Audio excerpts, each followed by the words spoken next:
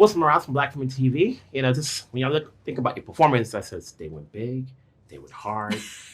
How energetic and as much did Damien want you to be with your roles? Whatever we thought the top was, he wanted way more than that. Like way more than that. Yeah. It was an incredible challenge because I go pretty big anyway with my characters, and normally directors are like, pull it back, pull it back, pull it back. And by about take 4, that's when directors are like, this is right, do this. Take 1, Damien's like, I need way more out of you. And I was like, I don't know if I have more, but you find it. About yourself, obviously, the world's getting to know you now. When they see you, what you do in this movie, just like she mentioned, how much did Damien want you to do? No, more. So like every day, Damien could be so specific sometimes. For example, with the wider of, Diego, wider, your eyes wider and wider. And sometimes he's so free, so you are able to like play. So I don't know, I still feel the luckiest guy in the world. To be able to work with him and with Margot like so close, I learned a lot. And I mean, you'll notice when you watch this movie that like 50% of the movie plays on a close-up of Diego. Like it is, you tell the whole story with your face. So when he's saying like wide with your eyes, you as an audience member are like you're doing, I find myself doing the same thing. It's so, he's a great director. Yeah, millimetric sometimes. Yeah, I've watched your performances in other roles, but this one's a whole different level and so forth. When you think about the roles you take, and how much is involved physical-wise, Yeah. How much of a toll does it take on you mentally, like when you're reading your slides and it tells you what you have to do next? And either you said you've done it before, or do you have to work at it, especially when you know there's going to be take after take? Definitely, yeah. It was as exhausting as Nellie was to play physically, she was also really exhausting emotionally and mentally. By the end of the movie, I was like a shell. I was like, I have nothing left to give. I was kind of in pieces, yeah. For yourself, being in this big production, what did you take away from it, as you go on to do your next project? Like the challenge of it. I had to learn English this time. I learned how to ride a horse, I just want to keep working in projects that is like challenging every time and make me like learn more skills and travel the world. Why not? And it's such a big ensemble cast, not everybody's on all the scenes together, but when you're together offset, how much fun is it, just getting to know each other? Even if you've met each other before, but just the two of you, how much time did you have spending together so a way you have a chemistry that the audience can get when we're watching this? A lot of time. Yeah. I find it kind of, that's like a natural thing when you make, I find anyway, like when I'm making a movie, I want to be with everyone, the cast and crew, not just while we're shooting, like I want to hang out on the weekends, like, I don't know. I like that part of the job so much. Yeah, and it's important because one day I was on set and Margot told me, you want to go to the movies? And I was like, okay. And I ended up watching Pulp Fiction with Rami Malek, with Margot Robbie, Lucas Haas. But that kind of moments are important. The Hollywood Forever, that they do the movies there. It's important to bond, not only on set, I think. Yeah. Speaking of movies, when you think about this movie, what are some of the movies that comes to mind when you think about what this movie is trying to explain and some of the yesteryear films that it may relate to? For me, when I read it, I immediately thought of La Dolce Vita. Just in that, when I watched La Dolce Vita, I remember I got swept up in the party of it. Then I was on the merry-go-round. And then by the end, when they're at that crazy party at the end, they're covering that woman in chicken feathers.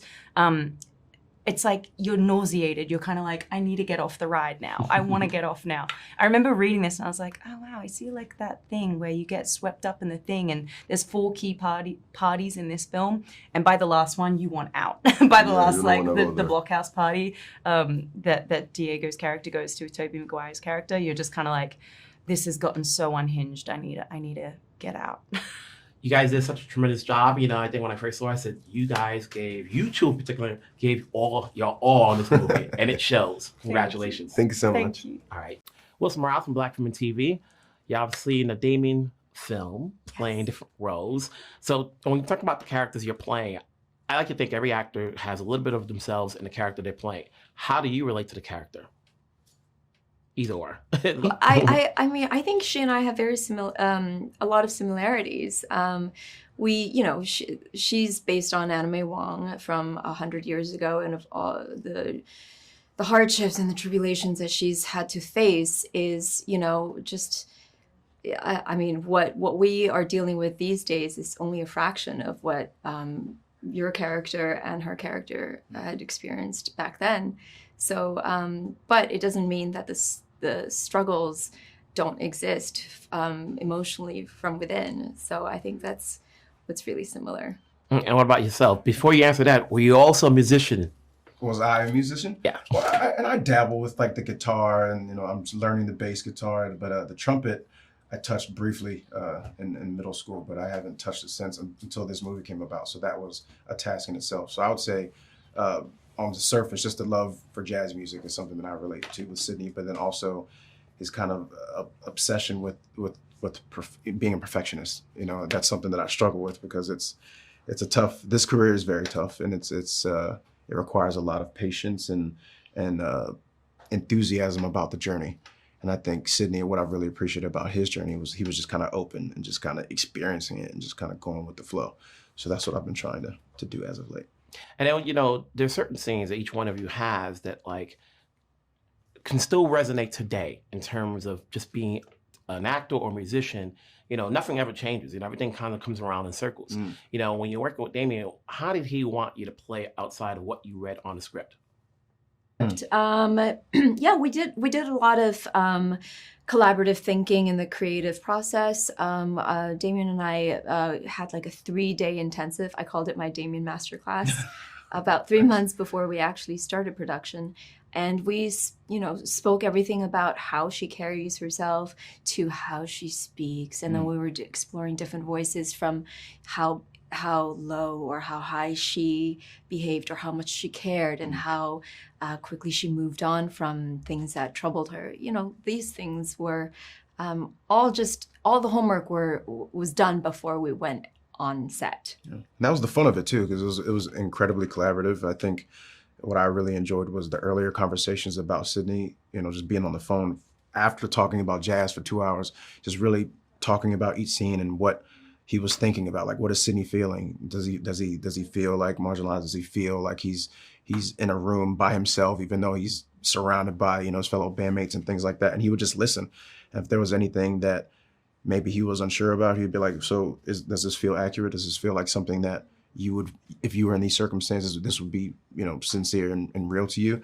And it was really refreshing just to see how open he was to what we had to say about what was on the page and how we could adapt it to something that was going to be more meaningful and just really full. This movie is such an epic, and it's a long one. After you finish doing this, as far as your skill set, what did you walk away from doing this that you can hopefully take on to your next project? Endurance. No, really. I mean, endurance. I mean, just being able to perform at a high level and doing it in collaboration with a gang of people. Massive. There's so many moving parts. Yeah. And just being able to focus on what you need to do, but understand that it's a collective as well. And everybody's just a part of this, fine-tuned machine, and we're all like small cogs in it. That's something that if you're with the wrong group, it's like, you're only as strong as your weakest link. So yeah, I think that's what I would take away is, just being able to work with people who really, this is everyone's passion project, and everybody went, 1,000%. And that was really satisfying. You guys did well. You went peg and you went home. Yeah. thank you. Appreciate Have a good one. Absolutely. Thank you. Take care. You as well.